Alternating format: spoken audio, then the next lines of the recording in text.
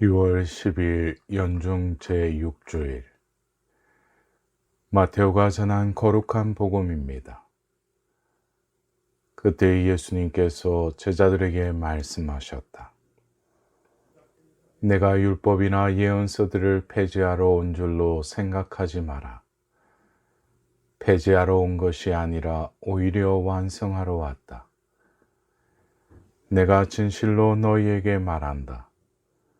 하늘과 땅이 없어지기 전에는 모든 것이 이루어질 때까지 율법에서 한자 한 획도 없어지지 않을 것이다. 그러므로 이 계명들 가운데에서 가장 작은 것 하나라도 어기고 또 사람들을 그렇게 가르치는 자는 하늘나라에서 가장 작은 자라고 불릴 것이다. 그러나 스스로 지키고 또 그렇게 가르치는 이는 하늘나라에서 큰 사람이라고 불릴 것이다. 내가 너희에게 말한다. 너희의 의로움이 율법 학자들과 바리사이들의 의로움을 능가하지 않으면 결코 하늘나라에 들어가지 못할 것이다. 살인해서는 안 된다. 살인한 자는 재판에 넘겨진다고 옛사람들에게 이루신 말씀을 너희는 들었다. 그러나 나는 너희에게 말한다. 자기 형제에게 성을 내는 자는 누구나 재판에 넘겨질 것이다. 그리고 자기 형제에게 바보라고 하는 자는 최고위에 넘겨지고 멍청이라고 하는 자는 불붙는 지옥에 넘겨질 것이다. 그러므로 내가 제단에 예물을 바치려고 하다가 거기에서 형제가 너에게 원망을 품고 있는 것이 생각나거든. 예물을 거기 제단 앞에 놓아두고 물러가 먼저 그 형제와 화해하여라. 그런 다음에 돌아와서 예물을 바쳐라. 너를 고소한 자와 함께 법정으로 가는 도중에 얼른 타협하여라. 그러지 않으면 고소한 자가 너를 재판관에게 넘기고 재판관은 너를 형리에 넘겨 내가 감옥에 갇힐 것이다. 내가 진실로 너에게 말한다. 내가 마지막 한 입까지 갖기 전에는 결코 거기에서 나오지 못할 것이다. 간음해서는 안 된다고 이루신 말씀을 너희는 들었다. 그러나 나는 너희에게 말한다. 음욕을 품고 여자를 바라보는 자는 누구나 이미 마음으로 그 여자와 간음한 것이다. 내 오른손이 너를 죄짓게 하거든 그것을 빼어 던져 버려라. 온몸이 지옥에 던져지는 것보다 지체 하나를 잃는 것이 낫다. 또 내 오른손이 너를 죄짓게 하거든 그것을 잘라 던져 버려라. 온몸이 지옥에 던져지는 것보다 지체 하나를 잃는 것이 낫다. 자기 아내를 버리는 자는 그 여자에게 이혼장을 써주어라 하신 말씀이 있다. 그러나 나는 너희에게 말한다. 불륜을 저지른 경우를 제외하고 아내를 버리는 자는 누구나 그 여자가 간음하게 만드는 것이다. 또 버림받은 여자와 혼인하는 자도 간음하는 것이다. 거짓 맹세를 해서는 안 된다. 내가 맹세한 대로 주님께 해드려라 하고 옛사람들에게 이르신 말씀을 너희는 또 들었다. 그러나 나는 너희에게 말한다. 아예 맹세하지 마라. 하늘을 두고도 맹세하지 마라. 하나님의 옥자이기 때문이다. 땅을 두고도 맹세하지 마라.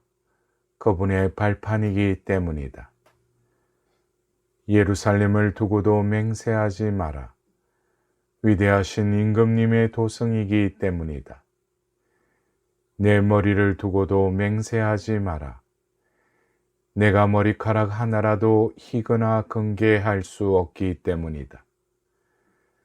너희는 말할 때에 예할 것은 예하고 아니요 할 것은 아니요라고만 하여라. 그 이상의 것은 악에서 나오는 것이다. 사랑하는 형제 자매 여러분, 오늘은 연중 제6주일입니다. 오늘 독서와 복음은 율법과 계명에 관해 언급합니다. 어느 사회에나 지켜야 할 규정이 있습니다. 율법이란 이스라엘 백성이 하느님을 섬기며 인간답게 살아가는데 필요한 기본 도리와 가르침이었습니다. 이 율법은 자유로운 의지로 준수할 계명이었습니다. 그래서 일독서에서는 내가 원하기만 하면 계명을 지킬 수 있으니 충실하게 사는 것은 내 뜻에 달려 있다라고 이르고 있습니다. 부자유스러운 상태에서 강요된 계명은 준수해도 의미가 없습니다. 하느님께서 인간을 자유로운 존재로 만드셨기에 자유가 배제된 계명은 하느님 뜻에 배치됩니다. 인간에게 주어진 자유는 율법 준수에서 선택의 자유로 드러납니다. 그래서 집회서는 이렇게 덧붙입니다. 사람 앞에는 생명과 죽음이 있으니 어느 것이나 바라는 대로 받으리라. 여기서 생명이나 죽음은 생물학적 개념이 아니라 윤리적 개념입니다. 즉 하느님의 뜻을 선택하지 않음으로써 자신의 존재를 무의미하게 만드는 것이 죽음입니다.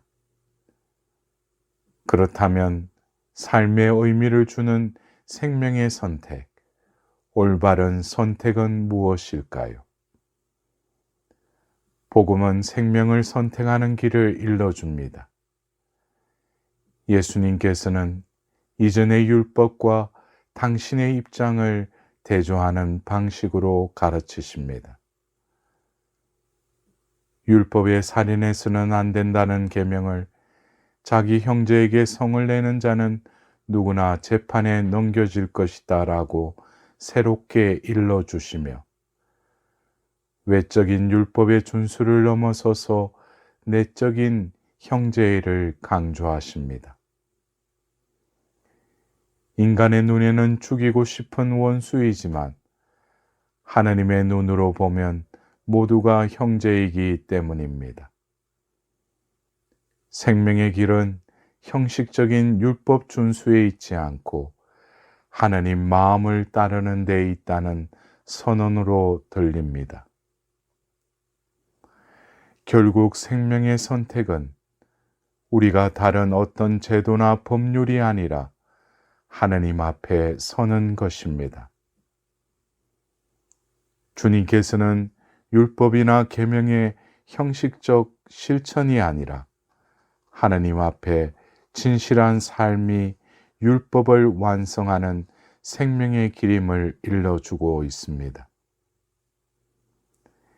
이제까지의 율법의 가르침에 해당되는 예수님의 새로운 말씀은 한마디로 변화하라는 말씀입니다.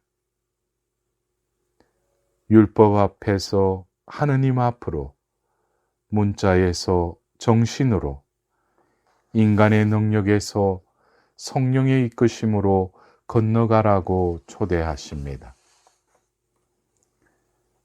신앙은 이제까지의 삶의 방식을 버리고 하느님과의 관계로 들어감을 뜻합니다. 그리스도와 함께 죽고 그리스도 안에서 다시 태어나는 것. 이렇게 변화된 삶이 신앙의 본질입니다. 하느님과의 관계로 들어가는 변화는 기쁨으로의 초대입니다.